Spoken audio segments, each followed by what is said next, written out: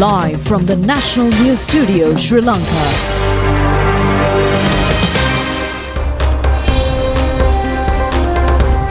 Hello there, good evening and a warm welcome to the 9 p.m. news of the most prestigious channel in Sri Lanka, bringing news stories from across the globe and stories here at home. I am Sonal Paranitana. I'm Dilanjali Anand, and these are the headlines for tonight. 2026 budget to be presented in Parliament tomorrow. Colombo Stock Exchange exceeded the 23,000 mark in the all-share price index for the first time.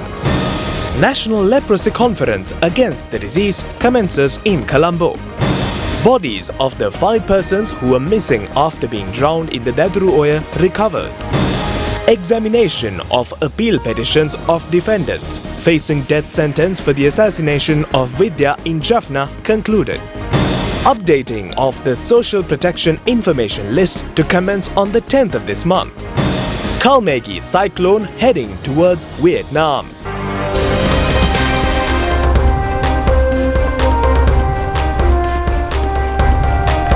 In our top local story for tonight, the 2026 budget will be presented in Parliament tomorrow. President Andrew Kumar Dissanayake reviewed the final document of the budget proposals at the Presidential Secretariat.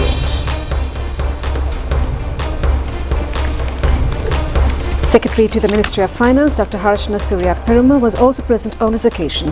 President Andrew Kumar Dissanayake, in his capacity as the Minister of Finance, Planning and Economic Development, will perform the second reading of the appropriation bill in the afternoon tomorrow. Accordingly, the budget debate on the second reading will be held from 8th of this month for 6 days. The vote on the second reading will be held on the 14th of this month at 6 p.m. Debate of Working Committee stage will be held from 15th to the 17th of November. The vote on the third reading will be held on the 5th of December at 6 p.m. Accordingly, the Appropriation Bill 2026 has allocated funds for ministries. A sum of 634 billion rupees for the Ministry of Finance, 618 billion rupees for the Ministry of Provincial Councils and Local Government has been allocated. 595 billion rupees has been allocated for the Ministry of Public Administration, while 554 billion rupees has been allocated to the Ministry of Health and Mass Media. The amount allocated for the Ministry of Education is 301 billion rupees. A sum of 11 billion rupees has been earmarked as President's expenditure head from the Appropriation Bill 2026. The amount allocated for the same purpose in 2025 has been 2.7 billion rupees. Accordingly, an increase of around 8 billion rupees has been recorded for the next year in this respect. The increase has been mentioned in the Appropriation Bill 2026 as the funds to be spent for the implementation of development programs next year. As per the Appropriation Bill 2026, the maximum limit of loans which can be obtained locally and as foreign loans for the year 2026 will be 3,800 billion rupees. Secretary to the Ministry of Education, Nalaka Kalueva, says that new educational reforms will be introduced to Grade 1 and Grade 6 next year. Joining a press briefing held on the educational reforms of next year, he said the school's closing time will be extended up to 2 p.m. Secretary to the Ministry of Education, Nalaka Kalueva, said that this is a long-term process.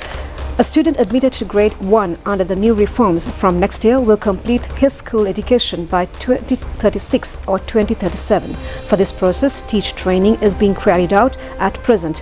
106 modules relevant to Grade 1 and Grade 6 have been prepared at present and the final stage of printing. These modules will be provided with the students of relevant grades next year. The other students will be provided with the textbooks as usual. Under the new reforms, a period comprised of 50 minutes and amount of periods is reduced to 7 a day. If any school is willing, they can have 2 intervals.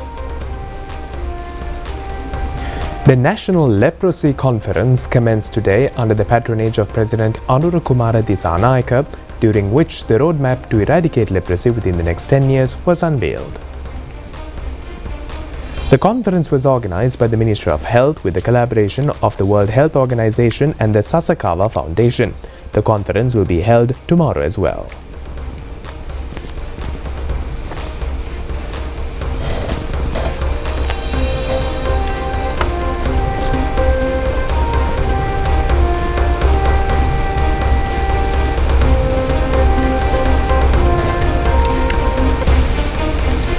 This event brings together the collective expertise, commitment and compassion of all those who have devoted themselves to the fight against leprosy in Sri Lanka.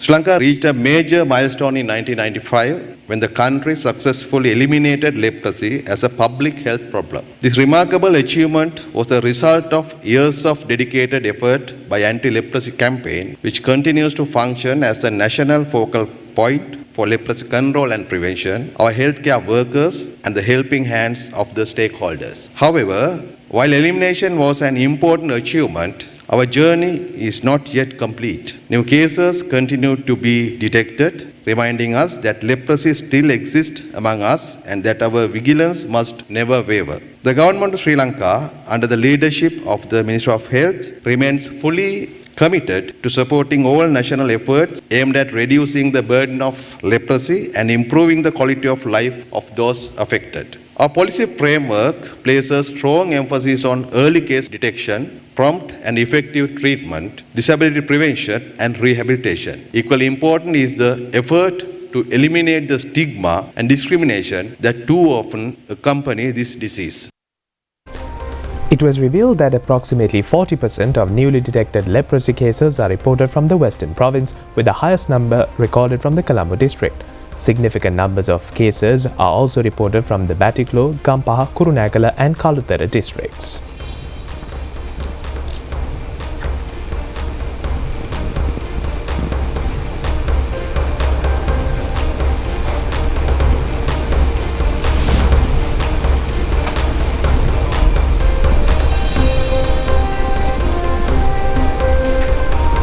Principal of a major school in Epawala area and his son have been arrested by Anuradhapura police with a haul of 1 kilogram and 20 grams of heroin in their possession. The arrested principal's wife is a councillor of the National People's Power in the Paliaguda Urban Council. The NPP says that the relevant councillor, Disna Niranjala Kumari, has resigned from her post to assist the future investigations. The court has granted permission to detain the arrested principal and his son until the 12th of this month for interrogation. Police stated that an investigation has been started on the assets and properties of the suspected principal. The Wap Magul ceremony of the Mahaweli Sea Zone commenced today at the Mahavanavila, marking the opening of 2025-2026 new cultivation season. Minister K.D. Lal Kantha graced this occasion as the chief guest. According to the government policy manifesto Thriving Nation, Beautiful Life, this event has been implemented under the National Agricultural Development Program titled Punarudiyata Arunalu. Aims of this program are enhancing seed production, export of value-added harvest of agricultural crops, widening the mechanism and establishing modern agricultural systems. Resident manager of the Mahaweli Sea Zone, group of officials and farmers of the area were present at this occasion.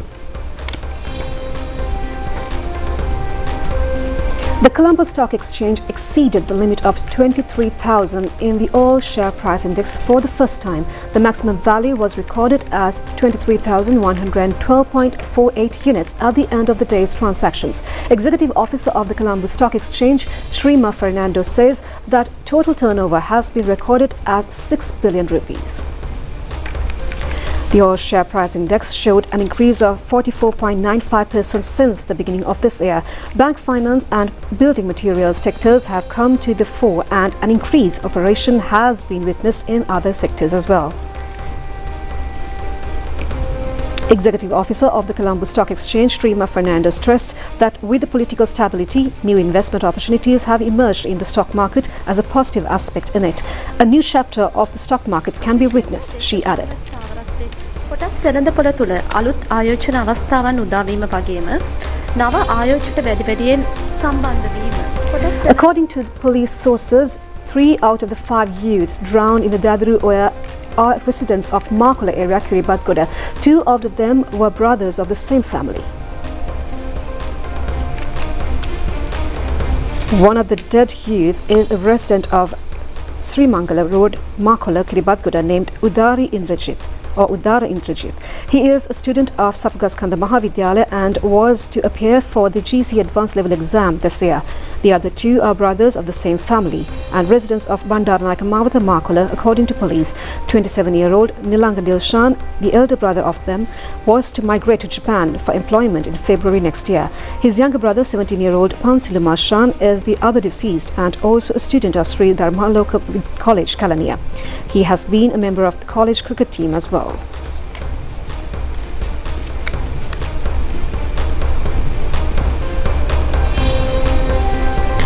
The Supreme Court today concluded the hearing of the appeal petitions filed by 9 defendants who were convicted and sentenced to death for the murder of schoolgirl Vidya in Jaffna. 9 defendants were sentenced to death by the 3-member panel of High Court judges in Jaffna over the controversial case of rape, abduction and murder of a schoolgirl. Concluding the hearing of the petitions, the Supreme Court postponed declaring the verdict indefinitely. The case, which drew widespread public outrage at the time, was taken up before a 5-judge bench of the Supreme Court today. Dr. Saman Veerasinghe has been awarded the Order of Friendship by Russian President Vladimir Putin at a ceremony held at the Kremlin in Moscow. The award, one of Russia's highest civilian honors, recognizes Dr. Veerasinghe's long-standing efforts to strengthen diplomatic, cultural and economic ties between Sri Lanka and Russia. Notably, Mr. Veerasinghe is the only Asian recipient of the award in 2025, marking a significant achievement for Sri Lanka's diplomatic engagement on the global stage. A graduate of the Moscow Medical Academy with honors, Dr. Veerasinghe served as Sri Lanka's ambassador to Russia from 2015 to 2018.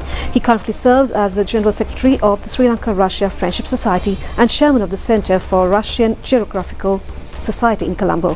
Through his leadership, Dr. Veerasinghe has played a key role in promoting cultural exchange, scientific cooperation and goodwill between the two nations. The second session of the Joint Commission between Sri Lanka and the United Arab Emirates was successfully concluded in Colombo recently. The session was co-chaired by the Deputy Minister of Foreign Affairs and Foreign Employment of Sri Lanka, Arun Hemachandra, and the Minister of State at the Ministry of Foreign Affairs of the United Arab Emirates, Syed bin Mubarak Al Hajeri. In his opening remarks, Deputy Minister Hemachandra underscored that the establishment of the Sri Lanka-UAE Joint Commission marks a significant milestone in the partnership between the two countries.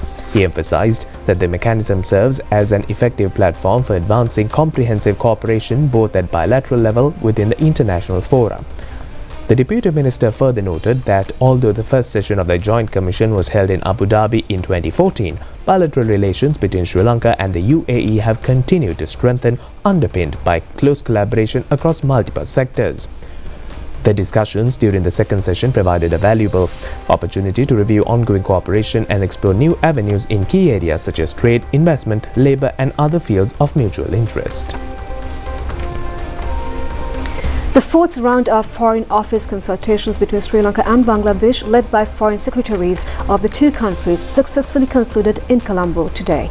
Secretary to the Ministry of Foreign Affairs, Foreign Employment and Tourism of Sri Lanka, Arun Ranaraja, co-chaired the consultations with Foreign Secretary of Bangladesh, Asab Alam Siam.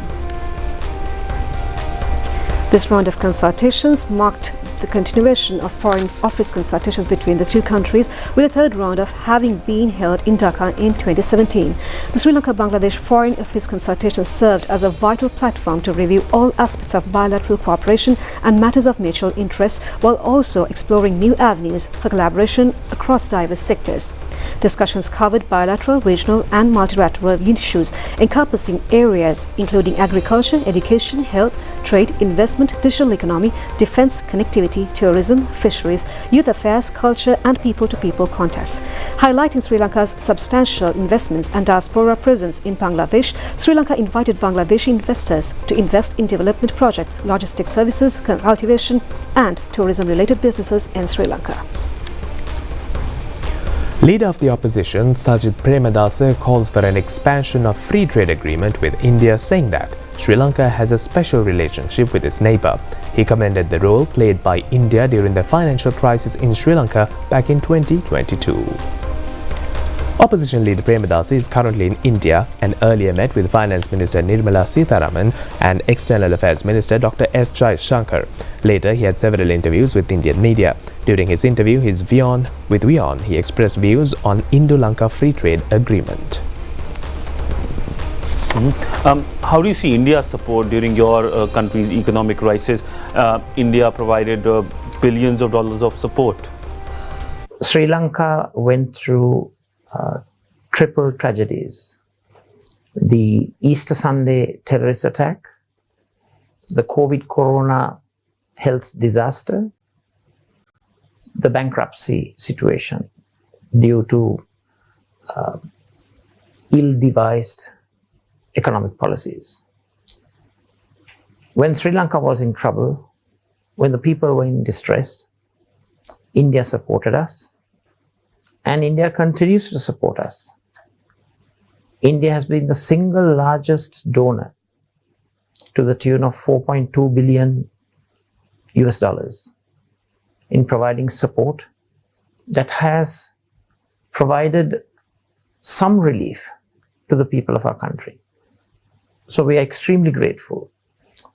I think we should base our relationship on authentic understanding of our own diversities in our countries, of our own national identities, and ensure that our roadmaps go hand in hand to bring about prosperity for the people, prosperity for the country, engage in constructive manner in all of the sectors: economic, political, social, educational, health, industrial.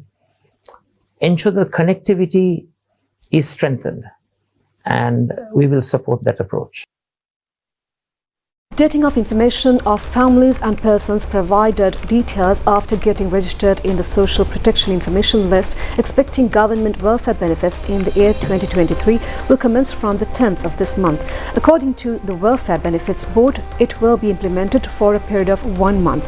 This has been emphasized at a media briefing held today at the Government Information Department. Deputy Minister Shanta Jayavira pointed out that Aswasma project commenced in 2023 and more than 1.7 million recipients are being benefited as of now. During the past, there were complaints to the effect that those who deserve Aswasma were not receiving it, he added.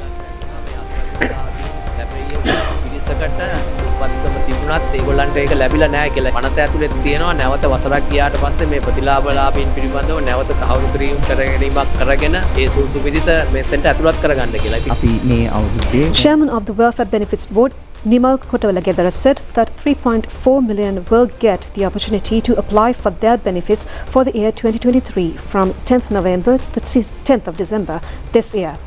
All of them will have to reconfirm their information accurately. The applications have to be forwarded online, or else application forms should be forwarded to the Divisional Secretariat Office. The 16th National Cybersecurity Summit will be held on the 12th of this month in Colombo under the patronage of President Anura Kumara Dissanayake. Over 400 local and foreign representatives and invitees are to take part in this event. A press briefing was held at the Government Information Department today to enlighten the public on this event. The summit has been jointly organized by the Ministry of Digital Economy and the Sri Lanka Computer Emergency Response Team. The sponsors of the summit were also induced at this press briefing. Deputy Minister Eranga Weeraratne said that digitalization is a program introduced by the government. Through this, it is expected to digitalize many public services to provide the people with an efficient service. To maintain these services without disruption, cybersecurity is an essential matter. Some of the communities being participated over here.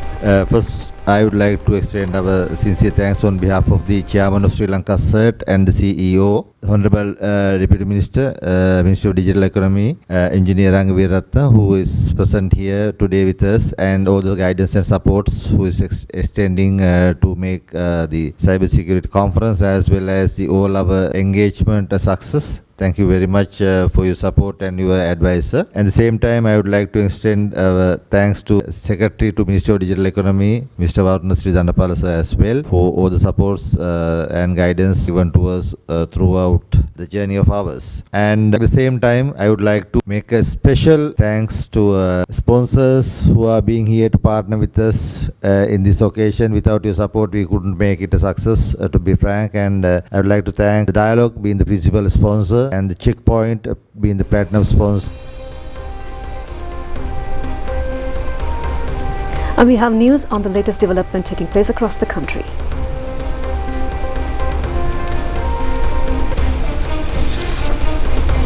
While we bring more news on that, the Health Ministry has decided to recruit the 404 Ayurvedic medicine students who have been selected for internship training in February next year. The decision has been taken at a discussion held today with Minister Dr. Nalinda Jayatissa, health officials and representatives of the Inter-University Students Federation. Convener of the Inter-University Students Federation, Sasantha Pereira, said that there are about 404 students who have completed the degree are waiting for the internship training. This is the first time all the students joined together, or the student unions joined together to discuss this problem. The authorities and the government have accepted that there is a definite problem in this field. The authorities admitted the matter submitted by the students unions and agreed to recruit them for relevant internship in February next year. According to the Department of Meteorology, thunder showers might occur tonight at many places in the island. The Met Department added that intermittent rains or thunder showers are expected in other areas of the country.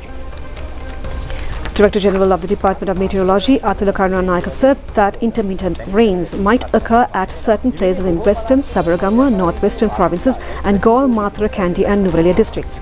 In many areas of the island, rains or thunder showers are expected at night. Temporary strong winds will also occur along with showers. The danger of lightning has also been indicated.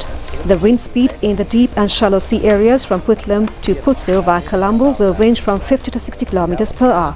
The fishing community is requested to pay attention to this weather condition.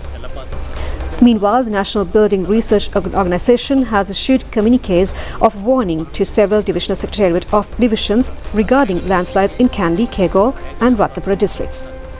Senior scientist of the National Building Research Organization, Vasantha Senadira, added that a notification has been issued under Stage 2 to Yatiyanthara Divisional Secretariat Division in Kegol District and Alapatha and Kuravita Divisional Secretariat Division in Ratnapura District. Meanwhile, alert notifications have been issued under Stage 1 to Gangpolgori Divisional Secretariat Division in Kandy District. Several development news items now. The Anganguda Bridge at Pinidiyamula Payagala was dedicated to the public recently under the leadership of parliamentarian Chandima Hettiarachchi.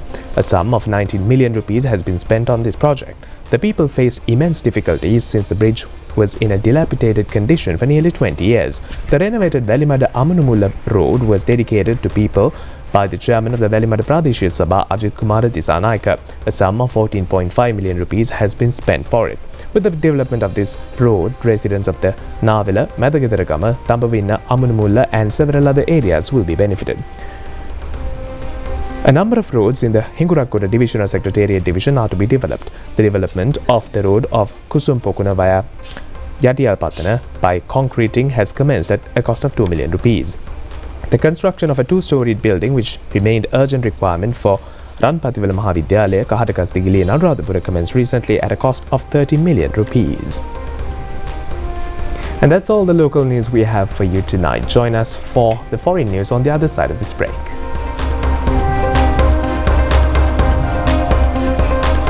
කණ්ඩායම් 6යි දින 8යි තරඟ 11යි සත්කාරකත්වයේ දරන්න ශ්‍රී ලංකාව සූදානම්. මේ ලෝකයේ ප්‍රථම blind කාන්තා T20 ලෝක කුසලානය නොවැම්බර් 15 වෙනිදා සිට 23 වෙනිදා දක්වා ක්‍රීඩාවේ ප්‍රමුඛයා ChannelEye වෙතින්ම විතරයි.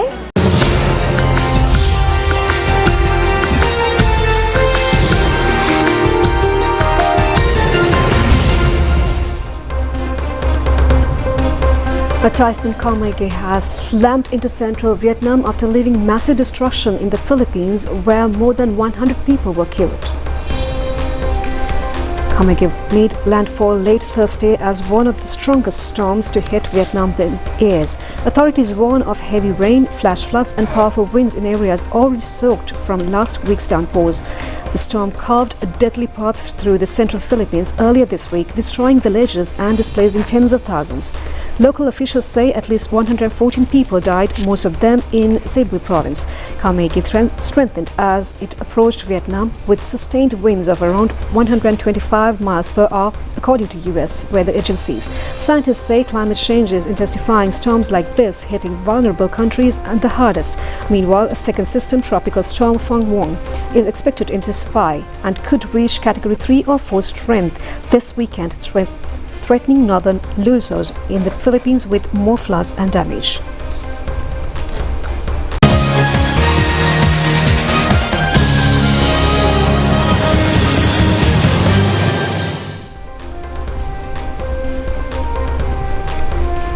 The ASEAN cricket team of the media sector of the Ministry of Health and Mass Media will take part in a T20 cricket tournament to be held in India. Launching the official jersey of the team and introducing the sponsors were held at the Ministry Auditorium today. The South Asian Great Cricket Steps Senior Men's Championship T20 cricket tournament organized by the Great Cricket Steps Association in India will be held in the Andhra Pradesh from the 16th to the 21st of this month. Manjula Suryage leads the Sri Lanka media sector ASEAN cricket team. Dayan Vijayasinghe is the vice captain. It is significant that Prasad Niroshan Dontinu, Puddika Dinusinghe, Deepal Gunawardena and Tilina Kulatunga of the Sri Lanka Rupavahini Corporation are also included in the team. Players representing ITN, Celestine, Government Information Department and Ministry of Mass Media are also representing the team. They are scheduled to leave the country for India on the 15th of this month.